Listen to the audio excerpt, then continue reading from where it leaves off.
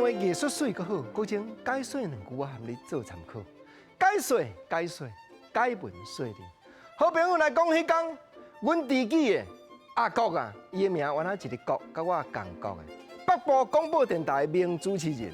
伊讲招我甲伊做伙做节目，结果啊，节目一天两天做落来，实在讲有够忝的啦。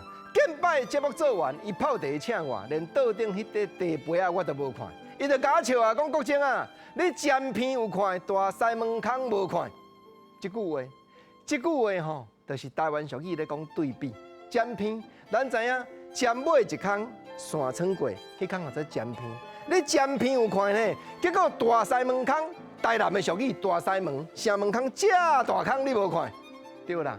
坐伫面前，连即块茶杯仔都无看。细项物件你看甲遮真，大项物件你无看到。咱台湾俗语咧讲，大目新娘无看伊走，即句俗语就安尼生咧应用。毋过到目前啦，真侪人即个空无讲啊，单纯干那讲尖片有看，大西门无看。我是专工去并日本时代台湾风俗志这本册才发觉讲，原来日本人记载日本时代咱有讲大西门空，啊有影哩。尖片是一空，咱若要对比大西门、台南的城门一空，城门空迄个空讲出来，较会合。结果阿公兄，我节目做煞安尼足忝的，咧甲我开，讲你连面前的茶杯仔都无看，我甲因，我讲你着爱想咧，咱做节目吼，路头担定心，路尾拖秤腿，你敢知？即句话原来台湾俗语咧讲对比，路头对比路尾，咱知啦。咱知影讲路头咧担定心，定心就有够轻的，啊路尾定心变秤腿，秤腿有够重啊！你敢知？意思讲代志深开始咧做介轻松，毋过你无知觉着讲做到路尾，愈做愈久，担头煞愈重。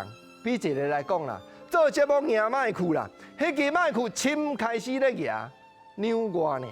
但是吼，2点钟广播节目打做到尾啊，剩迄个10几分的时阵吼。同款迄支麦克咧举已经近我啦，当然国正咧讲含的啦。即马录音播音做广播节目，迄支麦克毋免家己举啦。但是总讲一句，国正今日是招你研究台湾话俗语，较早老辈的智慧会晓说，说啥有时会说倒句，有时会说对比。